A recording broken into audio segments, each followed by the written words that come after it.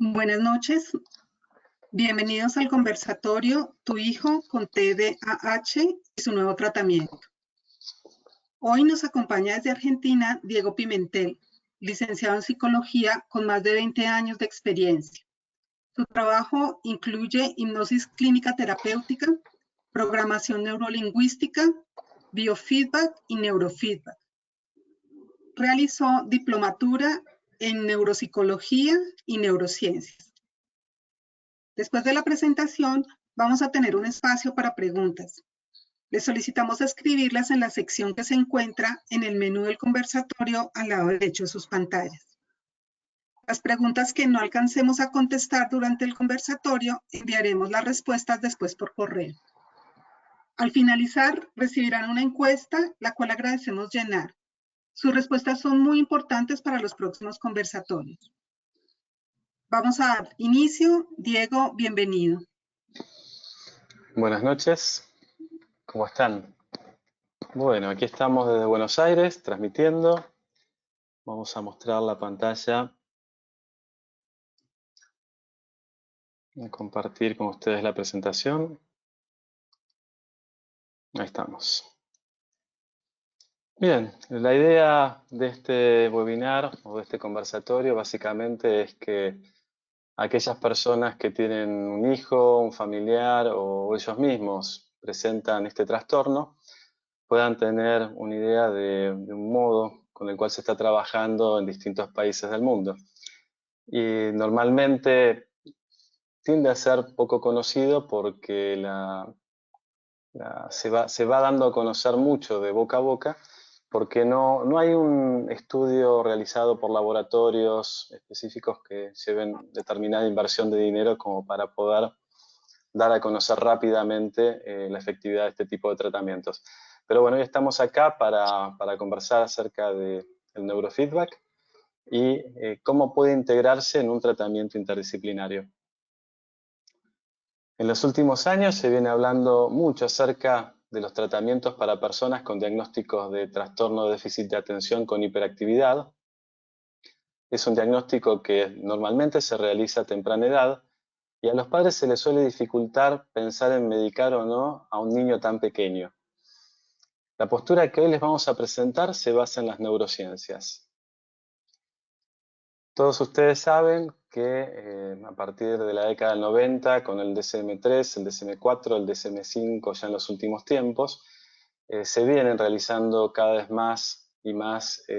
Algunos hablan de patologización de la infancia y otros hablan simplemente de que, bueno, es un manual que va dando distintos nombres a conjuntos de síntomas, nombrando nuevos trastornos que de algún modo ya en otros tiempos existían, pero no existían quizá con esos nombres. En los últimos tiempos sí se ha hablado, en el DSM-5 también, acerca del trastorno de déficit de atención con hiperactividad, teniendo en cuenta la inatención, la hiperactividad y la impulsividad. No vamos a entrar en detalle porque tenemos una larga conversación hoy y los tiempos van a estar cortos, pero sí vamos a ir profundizando en cómo se puede tratar, cómo se puede abordar. En los últimos años se ha hablado de un tratamiento multimodal que consta de un abordaje psicofarmacológico, un abordaje psicológico en el cual se trabaja básicamente con un enfoque basado en la terapia cognitivo-conductual. Suele haber comunicación entre el psicólogo y los padres y también con el colegio. Puede haber tratamiento neurocognitivo a partir de la estimulación neuropsicológica tradicional. Y si ustedes buscaran en internet van a encontrar que en muchos países del mundo se está trabajando también con neurofeedback, básicamente en un entrenamiento cerebral basado también en tratamientos conductuales, buscando que determinada sintomatología tienda a desaparecer o, en el mejor de los casos, digamos, a desaparecer o tal vez, si no, a disminuir. También se suele utilizar el mindfulness o el biofeedback como distintos modos para que la persona pueda tranquilizar, calmar, chequear su estado emocional, su estado físico. Y son tratamientos que también suelen incluir a alguien de la carrera de psicopedagogía En el colegio suele haber maestra integradora y muchas veces se suele incorporar un tutor quien se encarga de organizar la agenda de la persona, ayudarlo con técnicas, o sea, a estudiar, organizar el material, organizar los tiempos. Pero bueno, se sabe también que en muchas ocasiones el tutor no llega a estar incorporado dentro de este tratamiento, siendo a veces los padres los que terminan acompañando codo a codo a los chicos y terminando realmente muy estresados por esa tarea que tienen, ya sea, bueno, porque probablemente tienen otros hijos, pero terminan llevando a los chicos a todo tipo de tratamientos, estudiando con ellos y bueno, como hoy muchas personas están viendo a partir de la pandemia, estar en casa con un chico y que tener que sentarse a estudiar o acompañarlo en las clases implica un alto desgaste. Imagínense una persona que tiene que acompañar a su hijo, que tiene un trastorno de déficit de atención con hiperactividad, en lo cotidiano y por años es mucho más complejo y muy desgastante. Se hace con amor, pero es desgastante igual. A nivel de medicación, de psicofarmacología, normalmente suelen darse estimulantes como ser el metilfenidato. Se dan también antidepresivos, alfagonistas y otros medicamentos como la atomoxetina y omega 3. Se entiende que hay otros tantos, pero no los vamos a nombrar a todos. Básicamente, quizás he hablado con distintos profesionales de la carrera de medicina, neurólogos.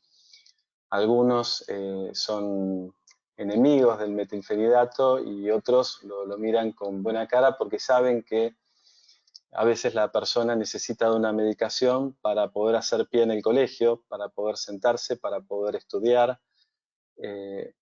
Y bueno, saben que puede haber efectos quizá a largo plazo o no, o puede haber efectos que quizá la persona, la medicación puede llegar a no hacerle mal. Pero bueno, todos los remedios pueden tener algún tipo de riesgo y eso todos lo sabemos. Entonces sabemos que a los padres también muchas veces le cuesta esto porque según con qué médico hablan, algunos son más amigos o más enemigos de este tipo de medicación. Ahora bien, ¿qué es lo que pasa en la cabeza de una persona que tiene este trastorno?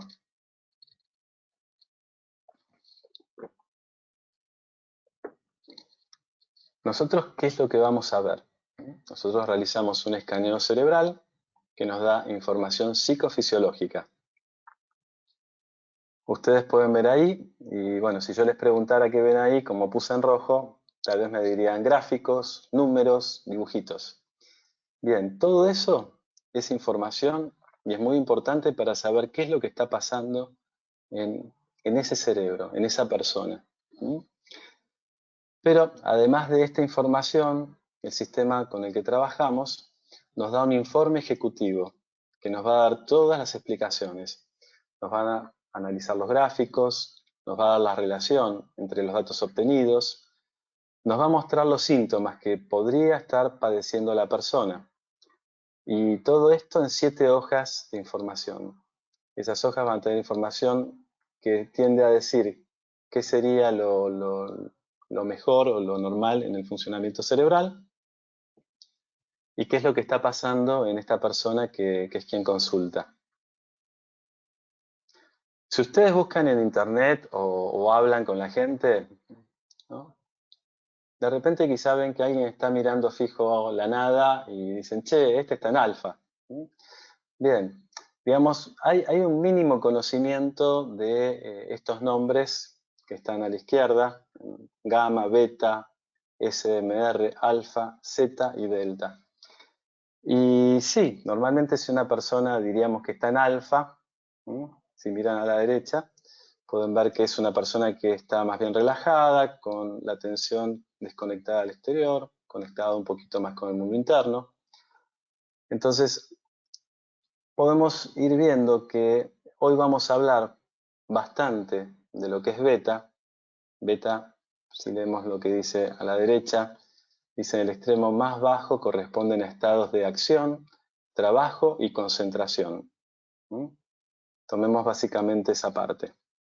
Y SMR, ritmo sensorio-motriz, como un estado de gran quietud física con conciencia de lo que está ocurriendo, tanto en el cuerpo como en el entorno, pero sin pensar directamente en ello, ¿no? Entonces, hoy nos vamos a enfocar un poco ahí y también vamos a avanzar hablando de algunas frecuencias más lentas todavía. Fíjense que la que está en rojo dice gamma, dice 40 a 100 Hz, beta de 15 dice 18, por eso esto es lo que dicen las páginas web, que es distinto o más acotado de lo que vamos a ir viendo hoy. SMR 14 Hz, alfa de 8 a 13, zeta de 3 a 7 y delta de 0 a 2. Pero para entrar en detalle de lo que nosotros sí hablamos, vamos a ir viendo este primer dibujito, llamémosle así, o llamémosle sinomapas de la cabeza. Si ustedes miran, tenemos una primera columna, ojos cerrados. Segunda columna, ojos abiertos. Tercera columna, tarea. Tenemos, si miramos la fila en estos primeros tres, son frecuencias muy lentas, que son las delta. Los siguientes tres y los otros tres son dos sectores de, llamémoslo así, de frecuencias tipo Z, siendo un poquito más lento y un Z un poco más rápido. Avanzando un poco más tenemos alfa.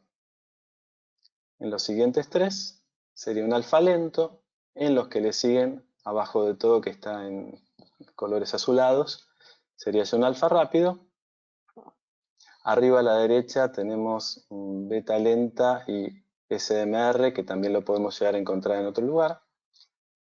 Y ya después vamos avanzando hacia las beta media, beta más rápidas y gamma. Entonces, lo esperable es que delta esté en el sueño y no en vigilia. Fíjense que delta es el primero, estos primeros tres, y tenemos mucho color verde y mucho color rojo. El color rojo es mucha activación. Y si hay muchas ondas lentas trabajando en esta área, si ustedes no van a llegar a verlo, pero la parte de arriba de todo hay un pequeño triangulito que es la nariz.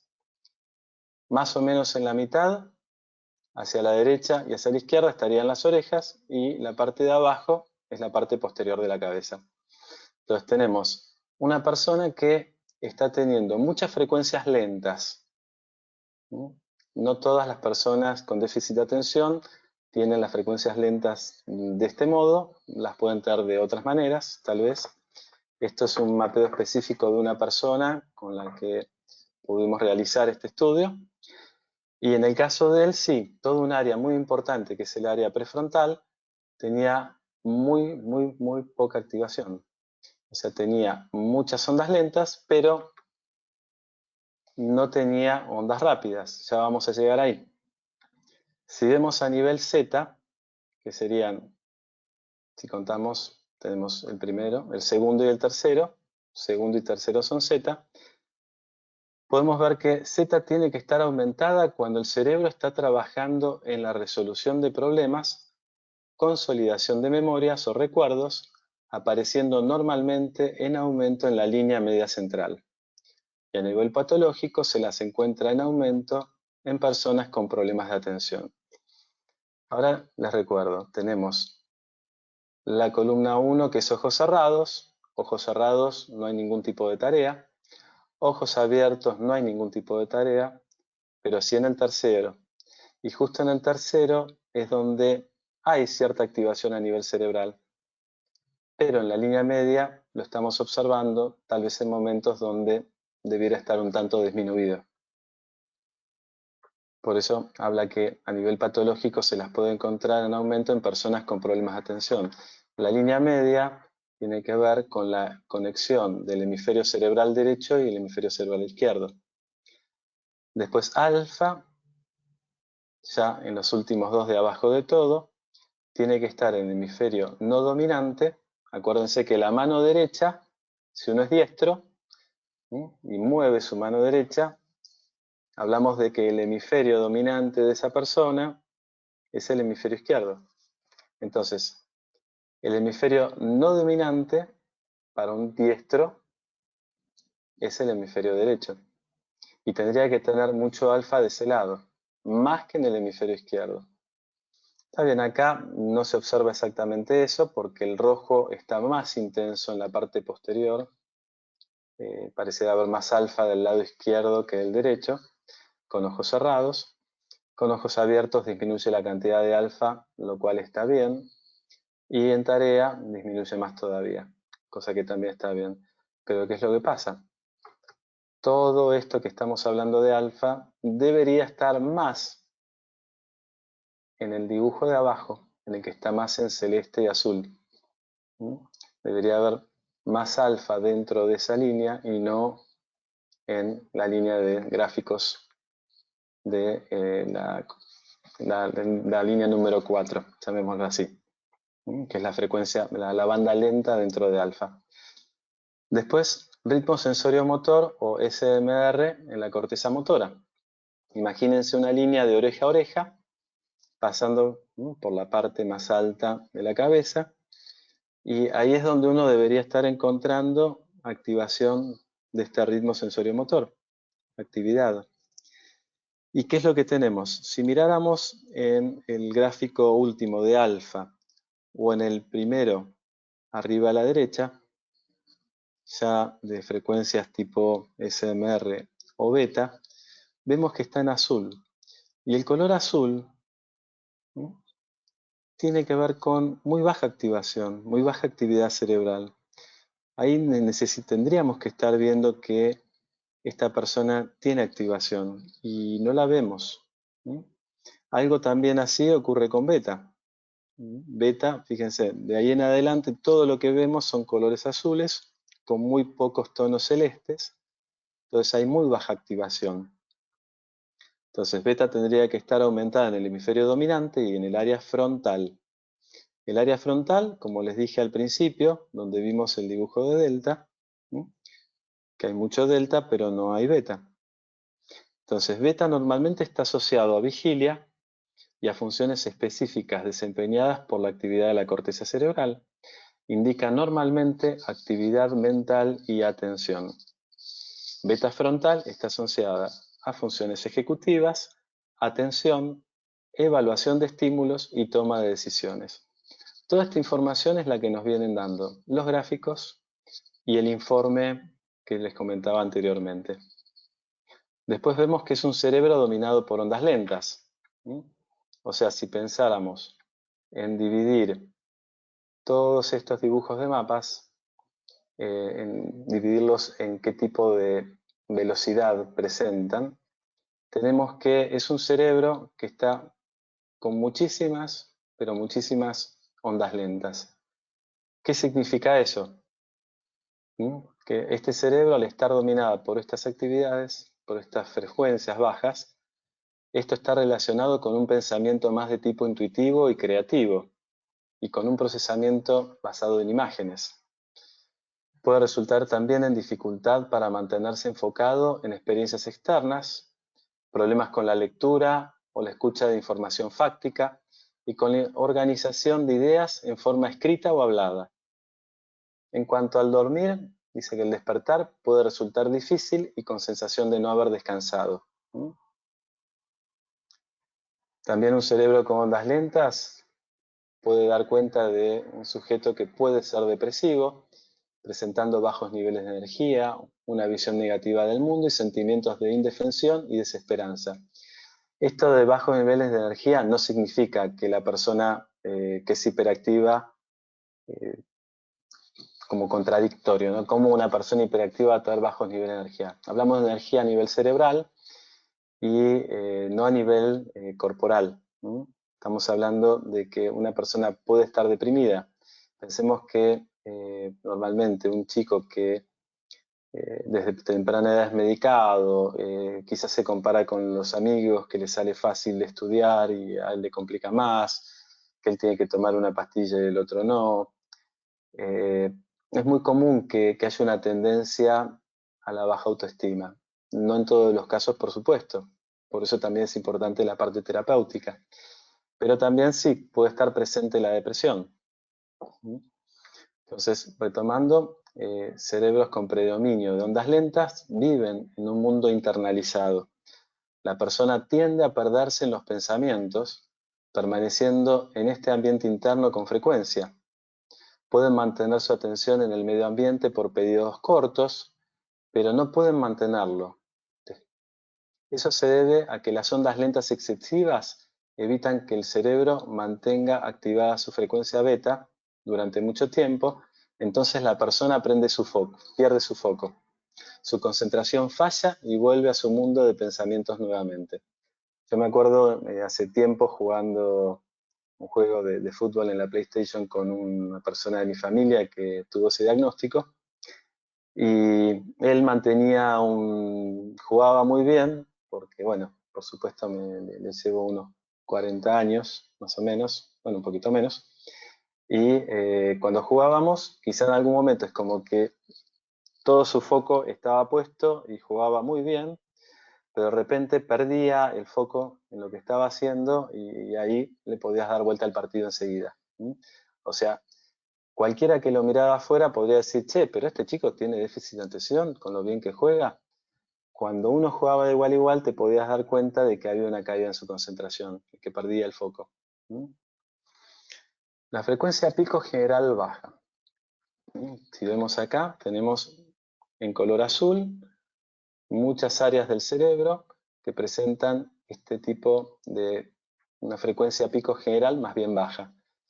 ¿Esto qué es lo que indica? Indica un predominio de las frecuencias lentas y esto es consistente con dificultades para mantener el enfoque externo, dificultades para fijarse en los detalles y con el procesamiento del lenguaje, depresión potencial y bajos niveles de energía.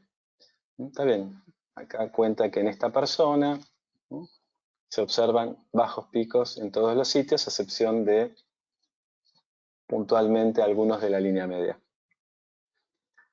Filtering es filtrado. Piensen que si tenemos una taza de café y ponemos un café más bien tipo en granos, tenemos que tener un buen filtro para poder disfrutar de ese café sin andar masticando. O si tenemos una máscara que nos puede proteger de alguna enfermedad, de algún, bueno, un poco exagerada para el coronavirus, tal vez para lo que solemos hacer nosotros como actividad, pero pensemos que si uno tiene un filtro, ese filtro tiene una función. Ahora, ¿qué es lo que pasa?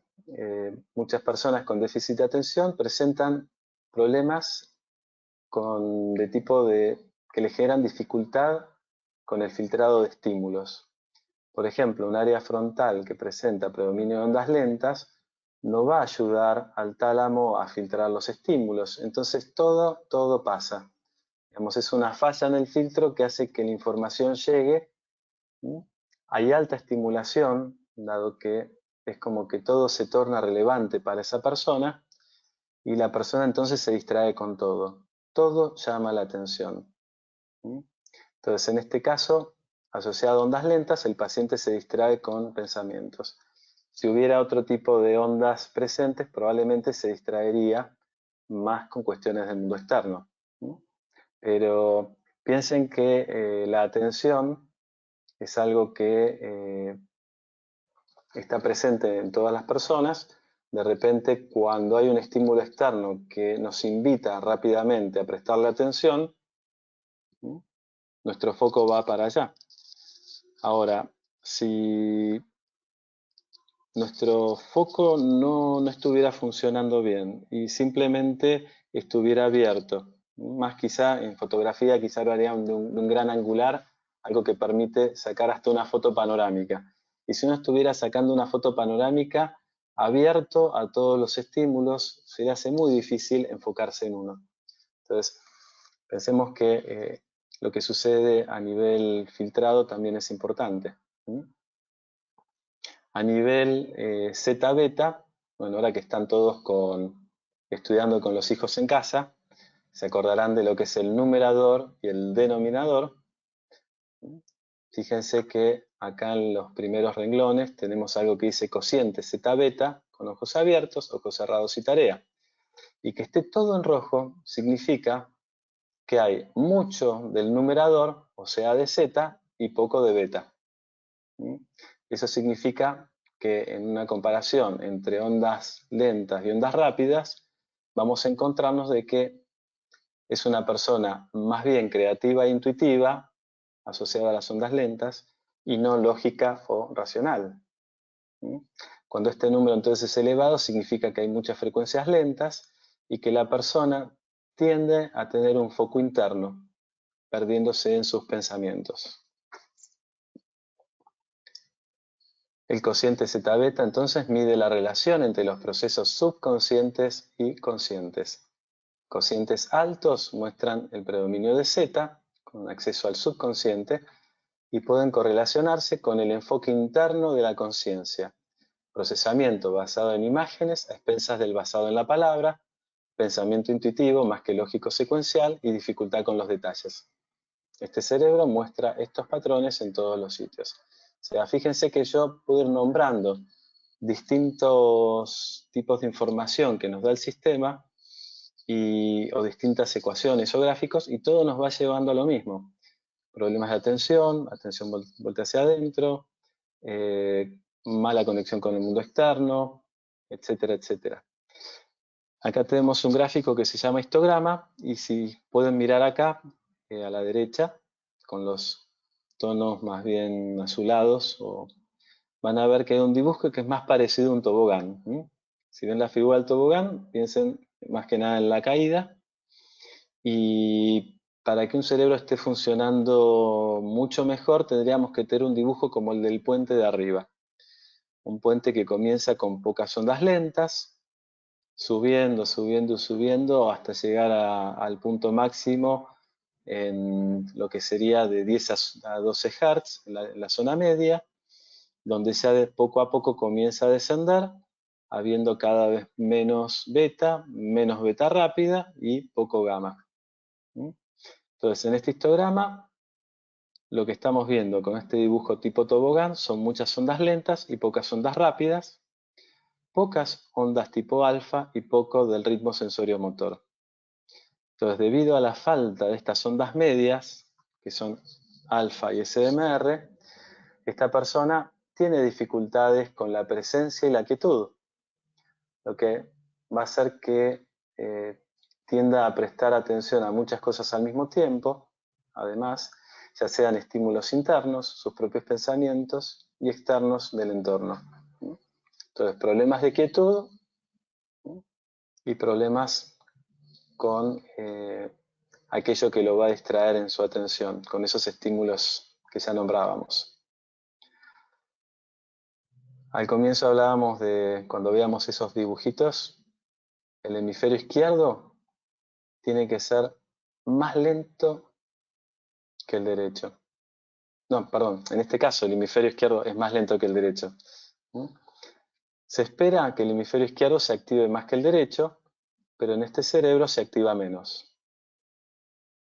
Esto puede resultar en dificultades para establecer y mantener rutinas, falta de atención a experiencias externas, el procesamiento del lenguaje puede ser débil, puede presentar tendencia a niveles bajos de energía y sentimientos depresivos. Ahora, si bien el hemisferio izquierdo es más lento, además, ese hemisferio izquierdo tiene un predominio de frecuencias medias tipo alfa.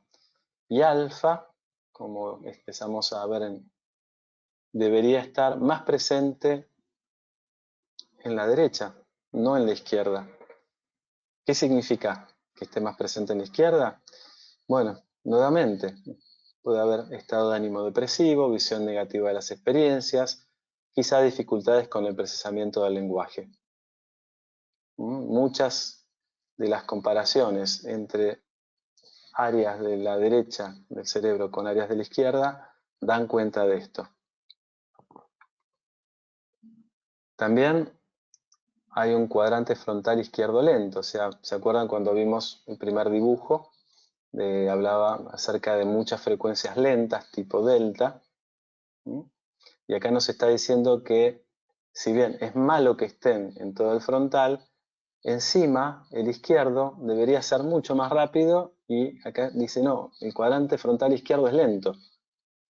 Se espera que los sitios frontales del cerebro sean más activos que la parte posterior y que los sitios del hemisferio izquierdo lo sean más que los del derecho. Entonces, ¿qué es lo que pasa? Si bajamos un poquito la mirada, vemos que con qué está relacionado. Esto puede estar relacionado con una tendencia a ver el lado negativo de las cosas, prescindiendo de lo positivo, con estados de indefensión y desesperanza y baja energía. El procesamiento cognitivo es probable que requiera de un gran esfuerzo, incluso para producir resultados aceptables.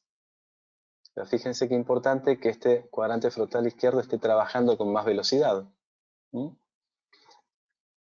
Para recordar un poco, digamos, tenemos todo el área del lóbulo prefrontal, está asociado a funciones ejecutivas.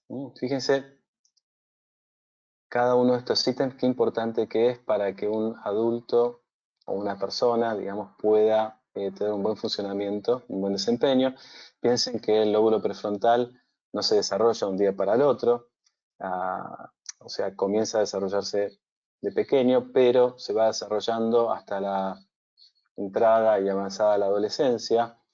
Entonces, no es algo que viene desarrollado desde el comienzo.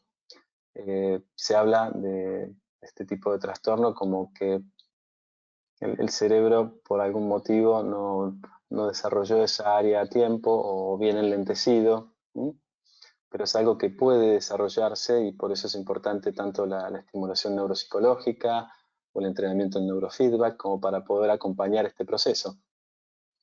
Entonces, las funciones ejecutivas, ¿qué es lo que uno puede ir incorporando en la medida que el lóbulo prefrontal va teniendo esas frecuencias tipo beta que estaban ausentes en esta persona? O sea, una persona con un buen lóbulo prefrontal va a tener vamos a ver que hay un rol importante en el diseño y en la ejecución de planes, también el reconocimiento del logro o no logro y la necesidad de alterar la actividad. O sea, uno puede darse cuenta de algo que puede no estar funcionando y generar un cambio de planes, tal vez para que funcione. Flexibilidad cognitiva en esta motorización de estrategias. Nos ayuda, digamos, es un área del cerebro encargada también en la formulación de metas, en la planificación de los procesos y las estrategias para lograr los objetivos. La inhibición de respuestas inadecuadas. Fíjense qué importante esto porque cuando hablamos de hiperactividad, ¿no? Cuando hablamos de impulsividad, ¿no? ¿Qué pasa con la inhibición? Si la persona puede frenar conductas, ¿no? Adecuada selección de conductas también es parte entonces de este lóbulo prefrontal. Y su organización en el espacio y el tiempo. ¿No? La supervisión de las conductas en función de los estados motivacionales y afectivos. Y también es importante para la toma de decisiones. Entonces, un buen desarrollo del lóbulo prefrontal es muy importante, pero cuando hay muy baja activación del área, seguramente el lóbulo prefrontal no va a estar trabajando adecuadamente y las funciones ejecutivas va a haber fallas en todo esto que estoy nombrando o en gran parte de esto. Piensen que el lóbulo prefrontal tiene conexiones hacia las distintas áreas del cerebro y si no termina de activar o no activa adecuadamente, nos vamos a encontrar en problemas. Porque, por ejemplo, hay personas que en otro tipo de problemas, una persona que tal vez come de más o en algunas adicciones, es importante poder trabajar también el lóbulo prefrontal, como parte del control, inhibición, etcétera, etcétera. Vamos a seguir avanzando.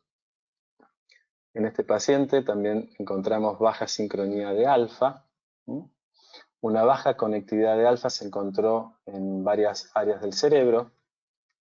Esto es consistente con la dificultad para mantener un estado de conciencia tranquila. Esto puede ser experimentado también como fatiga y también puede estar relacionado con problemas de procesamiento sensorial y aprendizaje. Con respecto al ritmo sensorio-motor, que se los nombré en el comienzo,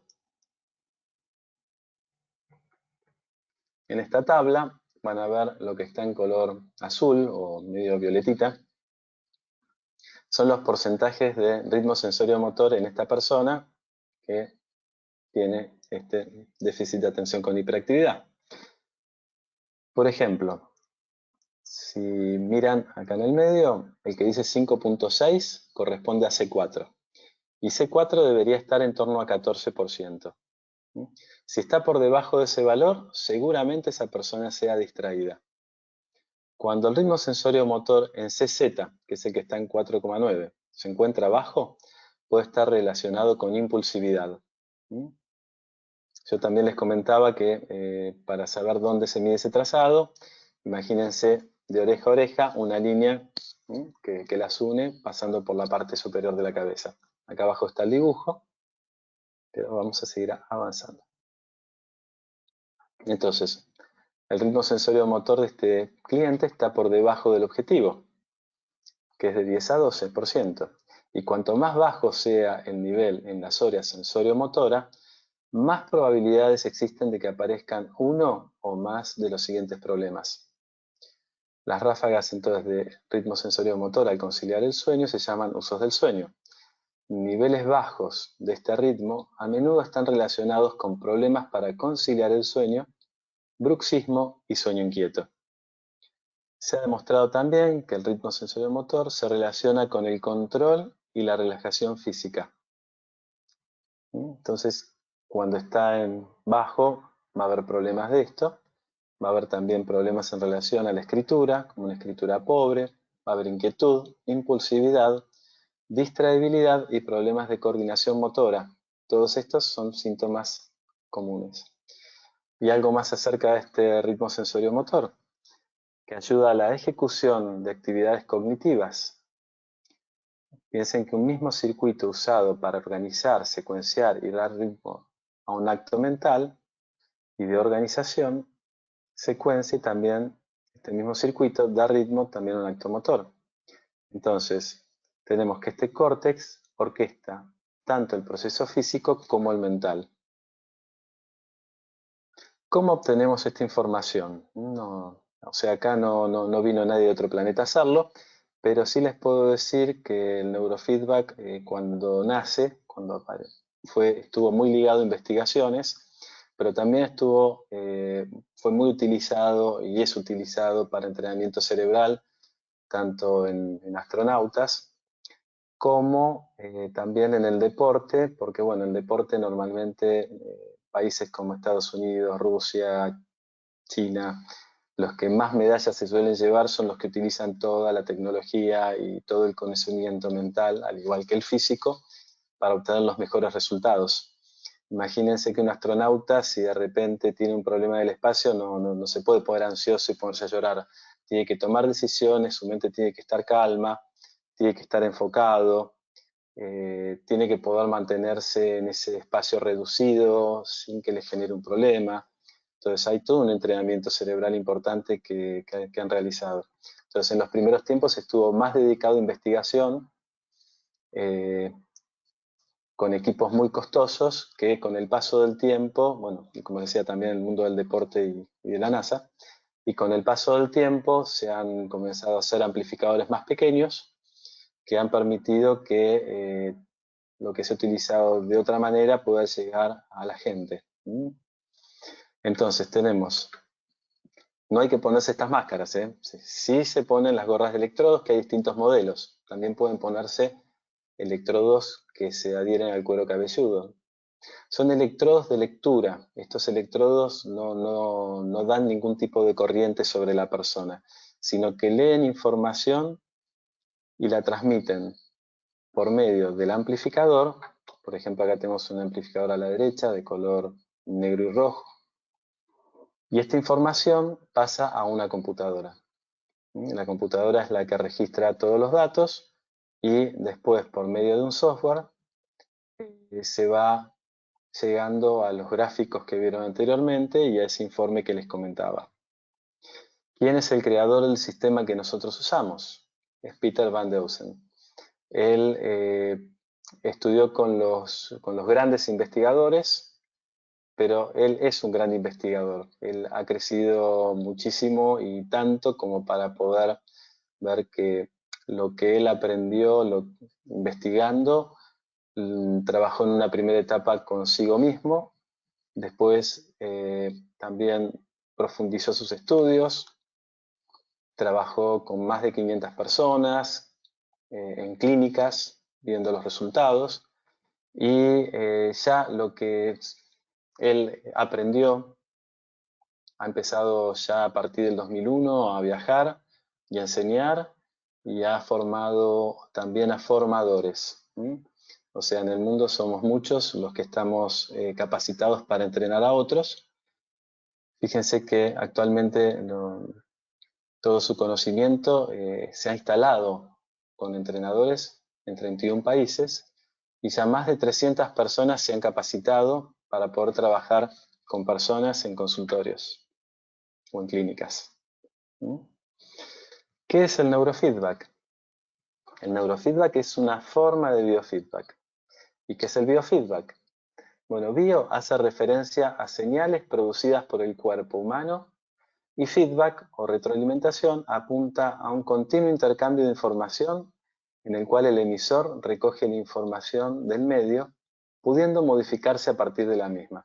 O sea, piensen que el término feedback viene también de los tiempos de la guerra, donde podía haber un francotirador con una persona a la derecha mirando con unos largavistas y diciéndole si tiene que tirar todavía un poquito más a la derecha. O sea, esa persona actuaba de feedback del tirador. En este caso, bueno, por supuesto que lo que hacemos es mucho más lindo, porque apunta a la salud, apunta a que las personas puedan mejorar. El sistema tiende a encontrar qué síntomas puede tener una persona y buscar a ver cómo solucionarlos, ya sea disminuyéndolos o si pueden desaparecer, es también a lo que apunta principalmente. Pero si el neurofeedback es una forma de biofeedback, y en este caso puntual nos permite modular la actividad del cerebro gracias al entrenamiento. Para dicho entrenamiento se utiliza un equipo que mide las frecuencias cerebrales y un elemento externo que nos da la actividad cerebral, que da cuenta de esta actividad. Teniendo en cuenta, además, para ver cómo funciona el neurofeedback, los conceptos de repetición, motivación y neuroplasticidad. Fíjense que en los dibujos o en estas imágenes tenemos un juego de computadora o de consola, y a la derecha, bueno, aplicaciones de televisión, como ser Netflix y otras, donde una persona puede entrenar su cerebro mientras juega, o mientras mira una película, o mientras lee un diario en internet, o mientras hace algo en esa computadora. Y ese entrenamiento se da, como les decía antes, electrodos en la cabeza, amplificador, computadora, software. Y dentro del software nosotros trabajamos con algo que se llama shadow, que es una sombra, que oscurece o aclara la pantalla, nos baja el volumen o sube el volumen. Y el cerebro lo que busca es ver y escuchar bien, porque entiende qué es lo que tiene que hacer. Es muy entretenido porque cuando un paciente se pone, empieza a entrenar su cerebro, quizá empieza a rezongar porque de repente se oscureció. Y no tenés que pensar en nada, simplemente tenés que estar atento, mirando la pantalla, disfrutando de lo que estás haciendo, porque tu cerebro se va a encargar de encontrar lo correcto por estos conceptos que les decía de repetición, motivación, y la neuroplasticidad es algo que está presente para que el cerebro pueda modificarse favorablemente. Entonces, para que funcione, hablamos de condicionamiento operante, que es un método de aprendizaje que utiliza el refuerzo positivo, ¿no? O también el castigo. ¿Para qué? Para aumentar o disminuir la probabilidad de que una conducta vuelva a ocurrir en el futuro. A través del neurofeedback y utilizando el condicionamiento operante, podemos enseñar al cerebro a incrementar o disminuir la cantidad de ondas específicas necesarias en el área que debe ser.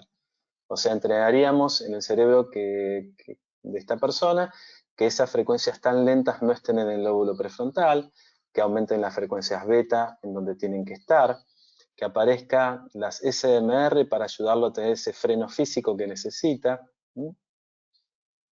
Y con respecto entonces a la neuroplasticidad, bueno, muchos de ustedes tal vez saben lo que es, pero nos referimos a la facultad que tienen las neuronas para regenerarse y tomar nuevas conexiones. Es la capacidad del cerebro para modificarse, recuperarse, aprender y mejorar. Algunos vulgarmente o de manera fácil hablan acerca de la neuroplasticidad, como también esta posibilidad de renovar el cableado cerebral. ¿Qué es lo que tenemos? A partir de toda esta información nos va a dar un plan de entrenamiento. Este plan de entrenamiento para esta persona nos va a mostrar, dice por ejemplo bloque 1, habla de un montón de letritas que tiene que ver dónde vamos a colocar los electrodos y una referencia y un protocolo de trabajo. Cada día que la persona viene va a trabajar con un bloque distinto. Entonces, el cerebro va a empezar a activar y a mejorar con el paso de las sesiones. Probablemente después de X cantidad el paciente nos cuente alguna mejora en algo y es muy interesante y muy lindo poder ir escuchando esos avances. Entonces, la idea es que el cerebro pueda acercarse a un funcionamiento más adecuado, como decía antes, trabajando para que los síntomas disminuyan, pero la idea es que desaparezcan. Si desaparecen, mejor. Entonces, la idea es que podamos acercar a que esta persona pueda acercarse entonces a la mejor versión que uno puede ser. Y digamos que está bien, uno no sabe cuál es esa versión, ¿no? Porque cuando uno está mal se imagina que puede estar mejor, pero muchas personas se van sorprendiendo acerca de las mejoras que pueden llegar a tener dentro de los tratamientos interdisciplinarios que pueden estar trabajando para esas mejoras. Entonces, como les decía, neurofeedback, utilizando el condicionamiento operante, enseñamos al cerebro a aumentar o disminuir la cantidad de ondas específicas necesarias en el área que debe ser. Que hay una persona mirando una pantalla, una serie en Netflix, con unas bandas en su cabeza que tienen electrodos. Y bueno, el entrenamiento es así de simple, pero con un alto grado de complejidad por toda la teoría que lo sustenta, pero para la persona que está sentada es algo simple y agradable. El neurofeedback, al igual que la psicoterapia y otras tantas líneas terapéuticas, ha sido de algún modo evaluada. La asociación, bueno, Applied Psychology and Biofeedback, o AAPB, en sus libros va año tras año, va viendo en qué lugar se puede hablar del neurofeedback o qué tan eficaz se puede hablar del neurofeedback para distintas problemáticas. Entonces, ¿por qué? Porque la investigación científica tradicional apunta a estudios durante 2 o 3 años de medicación, placebo y otro tipo de medicación o sin medicación para ver cómo avanza una persona en determinado problema, pero en lo que son psicoterapias, el neurofeedback, biofeedback y otras tantas, son terapias basadas en la evidencia. En cuanto al neurofeedback, se ha hablado de un nivel 5, que es eficaz y específico. Es el más alto nivel que se puede alcanzar dentro de lo que son los tratamientos basados en evidencia. ¿Qué quiere decir? Que el neurofeedback es mejor que ningún tratamiento, seguro, ¿no? Pero también es equivalente o mejor a la medicación. Para que sea eficaz se deben proporcionar al menos 20 sesiones de neurofeedback y algunos médicos brindan entre 40 y 50 sesiones y a veces también pueden llegar a ser más. Bueno, acá habla de Rositer y básicamente lo que nos va a contar es que también hay personas que han aprendido a utilizar neurofeedback han comprado su equipo y han entrenado a sus propios hijos en su casa, y está comprobado que también la efectividad es alta. Entonces, como conclusión, tomados en conjunto, estos estudios sugieren que el neurofeedback es un tratamiento efectivo para el trastorno de déficit de atención con hiperactividad. El neurofeedback es psicofisiología aplicada, es uno de los tratamientos de las neurociencias, utilizado en el mundo por profesionales de la salud y por especialistas certificados. Les doy las gracias por su presencia. Acá tienen algunas páginas para tomar nota. En Estados Unidos, Europa, África, Asia, está la página de braintraining.com. En Sudamérica y Centroamérica, protracción.com.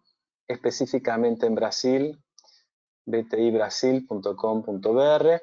Y en Argentina estoy yo, con mi página que es diegopimentel.com.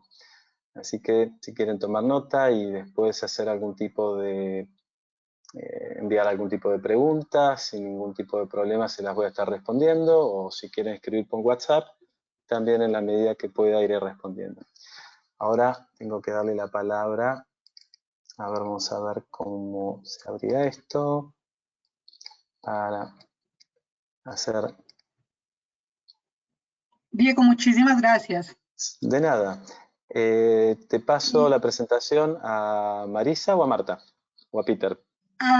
Así está bien. Perfecto. A Peter está bien. Marisa, adelante con tenemos algunas preguntas. Diego nos va a responder las que nos han hecho por el chat y por la sección de preguntas. Vamos a dar 5 minutos para estas preguntas. Adelante, Marisa. Gracias. Diego, Adriana pregunta, ¿qué recomendaciones hay para este tipo de pacientes con estos síntomas? A ver, recomendaciones. Lo primero, y que siempre digo, es el tratamiento interdisciplinario. ¿Por qué? Porque está bien, estamos hablando hoy para distintos países de Latinoamérica. Hay países, por ejemplo, acá en Argentina hay una tendencia a que los tratamientos sean interdisciplinarios, lo cual es muy positivo. No sé cómo lo estarán trabajando en otros países de Latinoamérica. Dentro de la interdisciplina, lo que sí les puedo decir es que es muy común que los médicos no estén al tanto del neurofeedback. Algo que me han preguntado muchos pacientes siempre fue, en Argentina hay un médico muy conocido que es el doctor Manes, que está en todo el tema de las neurociencias. Entonces me dicen, ¿y Manes conoce esto? Y yo le digo, mirá, Manes es médico. Seguramente haya oído hablar de esto, pero como médico, los médicos van a congresos de medicina. Los congresos de medicina los arman los laboratorios, normalmente, y la tendencia es a mostrar medicación que está funcionando y que tuvo quizá 2 o 3 años de investigación.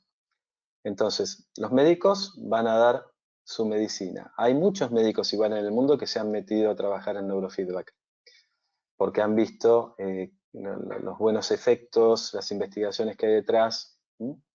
Ahora, lo que sí digo es que si una persona quisiera ingresar al mundo del neurofeedback como paciente, sí, hay que hablar con el médico tiene que hablar con el técnico especializado, con el psicólogo o quien esté trabajando con esta técnica, casi seguro, porque normalmente la información que hay es como, no sé, imagínense que yo les digo, díganme si los aviones vuelan. Y uno de ustedes mira en internet y busca y ve los hermanos Wright tratando de volar y cayéndose en los primeros tiempos con los primeros prototipos. Y me van a decir, no, los aviones no vuelan. La gente se cae, se estrellan. No, hoy un avión con un piloto automático hasta puede llegar a aterrizar. Y con el neurofeedback hay mucha información en internet. Lo más importante creo que es ver, a ver, como les decía, está la asociación que muestra un elevado, o sea, la presenta como eficiente y eficaz, en el nivel más alto dentro de las terapias basadas en evidencia. Entonces hay que buscar quizá o hay que saber buscar la información, o hay que saber hablar con los profesionales para saber qué leer. para no equivocarse en la lectura, porque está bien, busco un artículo del 1990 y algo, 2011 quizá, y me encuentro con un artículo que no es positivo.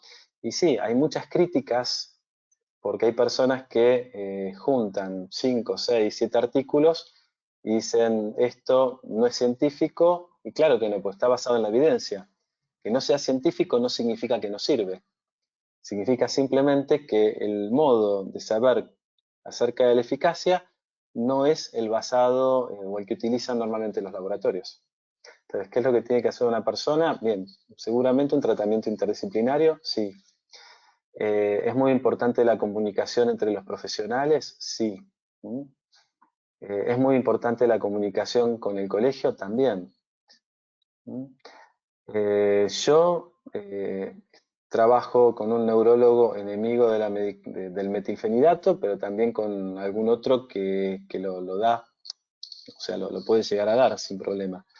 Entonces, ¿qué es lo que yo digo? Lo lindo del neurofeedback es da la posibilidad de que el cerebro mejore.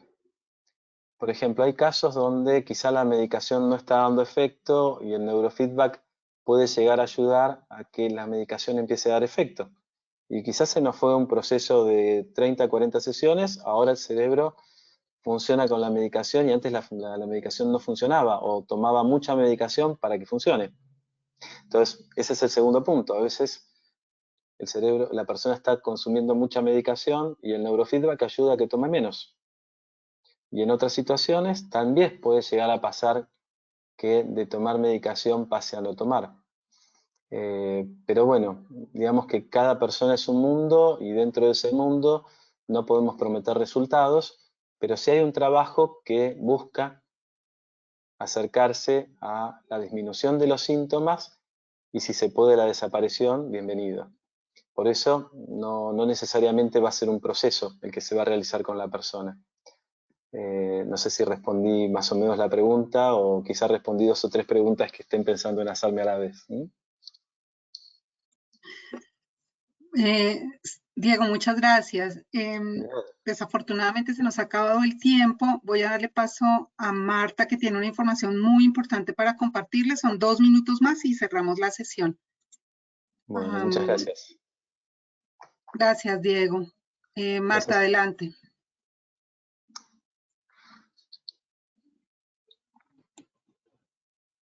Buenas tardes para todos.